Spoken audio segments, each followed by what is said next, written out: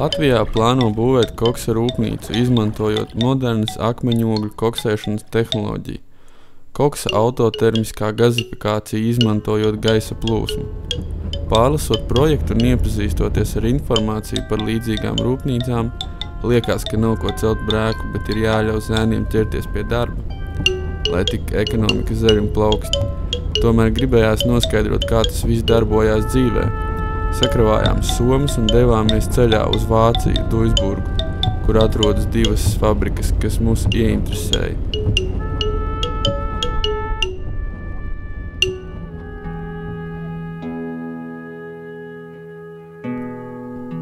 Akmeņogles veidojušās no augu organiskajām atliekām pirms 300 līdz 350 miljoniem gadu. Akmeņogles kā kurināmo cilvēks pazīst nedaudz ilgāk kā 2 gadsimtus. Tām bija liela nozīme pasaules enerģētikā. Šis enerģijas iegūs veids bija galvenais pasaulē līdz 20. gadsimta sākumam.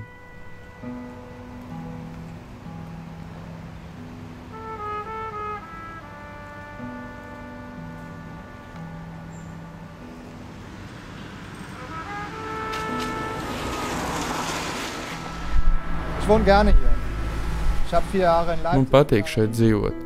Es dzīvoju 4 gadus Leipzigā un pēc tam 4 gadus Minhenē, bet es atgriezos ar paceltu karogu. Šeit ir savādāk, kaut kā citādāk.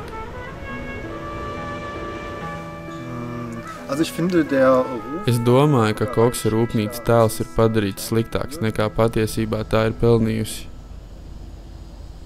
Termokoksa tehnoloģija izēvielas ir tikai ogles un gaiss, bet iegūtie produkti vidējas temperatūras koks un deggāze.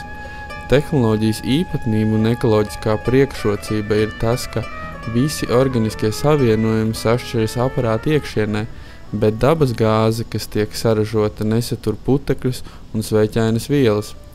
To sadedzinot pat bez papildus attīrīšanas iekārtām, putekļi, slāpekļa oksīds, oglekļa oksīds un sēra piesārņojums ir zemāks kā katla iekārtām, kuras strādā ar mazutu vai dabas gāzi, kas lielākoties tiek izmantots Latvijā.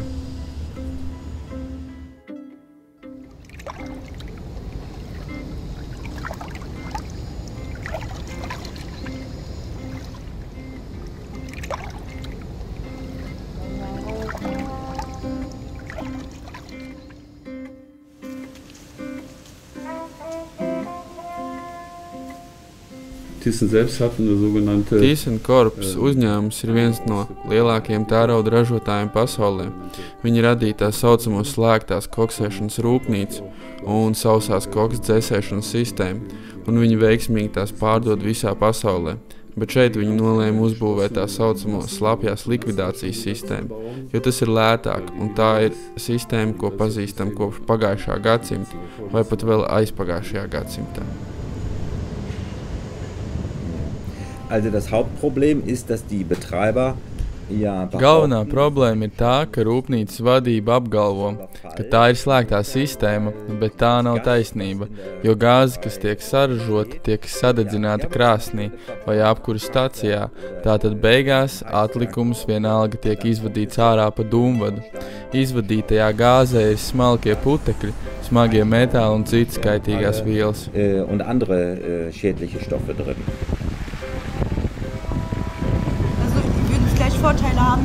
Priekšrocība var būt darbs, ja ir daudz cilvēku Latvijā bez darba, bet tas ir ļoti netīrs. Daudz putekļu, un to tu jūti uzreiz ieelpojot. Das PM10 un vor allen Dingen auch PM10 un PM2,5 un arī smalkie putekļi ir šī brīža problēmas. Ieelpojot smalkos putekļus, tie nokļūst dziļi plaušās. No plaušām nonāk asinīs un izplatās visā ķermenī. In den Körper, ins Blut und verteilt sich im ganzen Körper.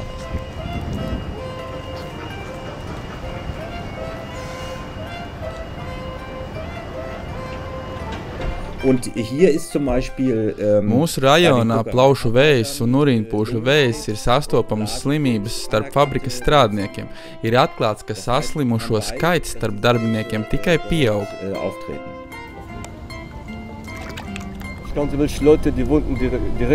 Es pazīstu dažus cilvēkus, kas agrāk dzīvoja līdzās koksa rūpnīcai un pamet šo apkaimi, jo viņiem radās veselības problēmas, piemēram, astma vai vēzis.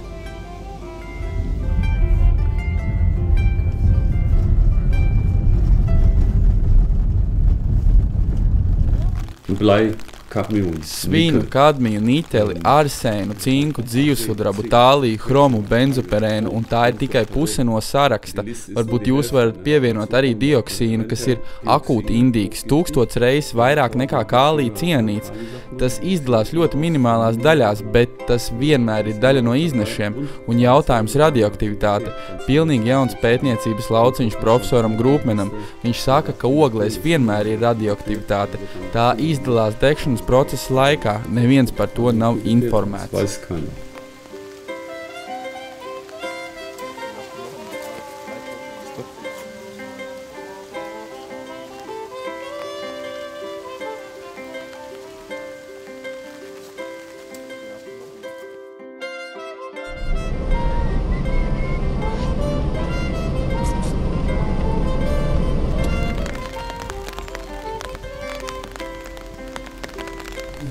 Dzīvojamās teritorijas tika iznīcināts, jo ir jābūt noteiktai distancei no rūpnīcas teritorijas. Tas ir iemesls, kāpēc šajā teritorijā vairs nav dzīvojamo apbūve.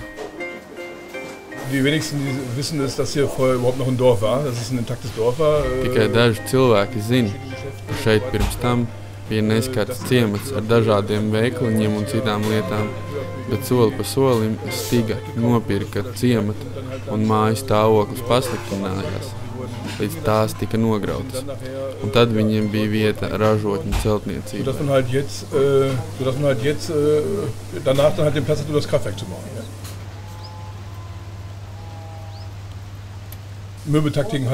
Arī viltīga taktika. Pāris reizes viņi pārvietoja vecos cilvēkus uz citiem dzīvokļiem. Tad viņi aizvāca autoostu, tāpēc cilvēkiem nebija iespējas braukt kaut kur, lai iepirktos. Tātad veciem cilvēkiem nekas cits neatlika, kā doties prom.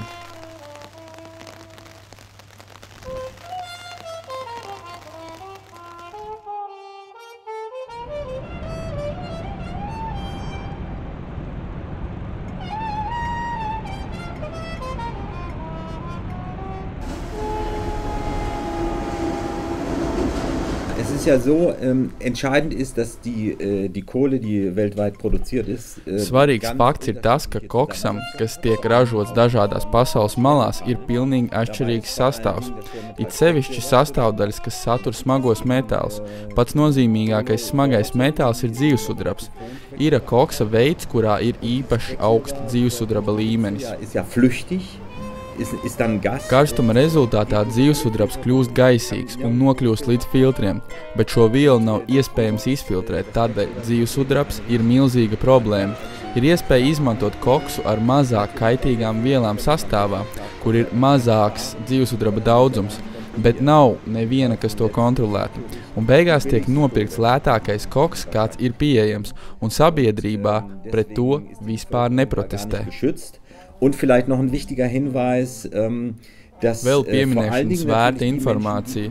Lielākoties darbinieki šajā vidē ir pakļauti benzola ietekmei, jo gaisā atrodas benzoskāpes tvaiki. Benzoldämpfe gibt, ausgesetzt sind.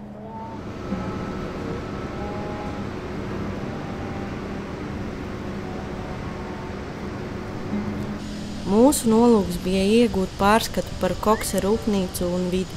Mēs vēlējāmies iegūt interviju ar cilvēkiem no rūpnīcas un preses departamenta.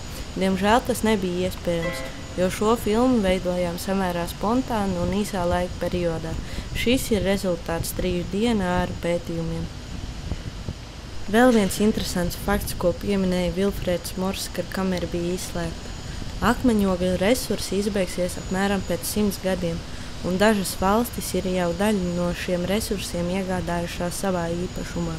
Tad mēs ceram, ka, ja Liepāja uzbūvē šāda veida rūpnīcu, tā spēs konkurēt ar lielajiem vīriem un spēs pastāvēt ilgāk par 20 gadiem. To labāko vēlot Undīne, Raivis un Rainers.